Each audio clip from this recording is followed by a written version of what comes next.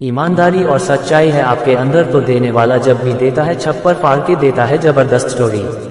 एक गांव में रामू नाम का एक किसान रहता था। वह बहुत ही ईमानदार और भोला भाला था। वह सदा ही दूसरों की सहायता करने के लिए तैयार रहता था। एक बार की बात है कि शाम के समय वह दिशा मैदान शौच के लिए खेत की ओर गया।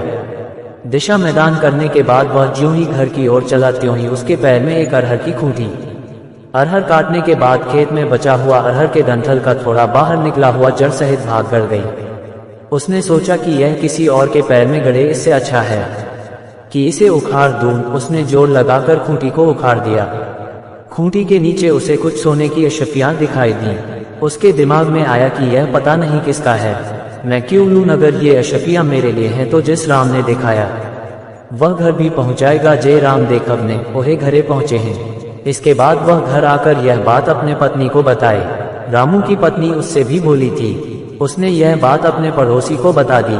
पड़ोसी बड़ा ही घाघ था। रात को जब सभी लोग खा पी कर सो गए तो पड़ोसी ने अपने घर वालों को जगाया और कहा, चलो हम लोग अशरफी खोद लाते हैं। पड़ोसी और उसके घर वाले कुदाल आदि लेकर खेत में पहुंच गए। उन्होंने बताई हुई जगह पर खोदा। सभी अवाक थे क्योंकि वहां एक नहीं 5-5 बटुलियां धातु का एक पात्र थी, पर सब में अशफियां नहीं बड़े बड़े पहाड़ी बिच्छू थे। पड़ोसी ने कहा कि रामू ने हम लोगों को मारने की अच्छी योजना बनाई थी, हमें इसका प्रत्युत्तर देना ही होगा। उसने अपने घर वालों से कहा कि 5 बटुलियों को उठाकर ले चलो और रामू का छप्पर फाड़कर इन बिच्छुओं को उसके घर में गिरा दो, ताकि इन बिच्छुओं के काटने से मियाँ बीवी की लीला समाप्त हो जाए। घर वालों ने वैसा ही किया और रामू के छप्पर को फाड़कर बिच्छुओं को उसके घर में गिराने लगे। लेकिन धन्य है ऊपर वाला और उसकी लीला, जब ये बिच्छू घर में आते हैं तो अशफी बन जाते थे। सुबह सुबह जब रामू उठा तो उसने अशफियों को देखा। उसने भगवान को धन्यवाद दिया और अपनी पत्नी से कहा, देखो देने वाला जब भी देता है तो छप्पर फाड़ के देता है।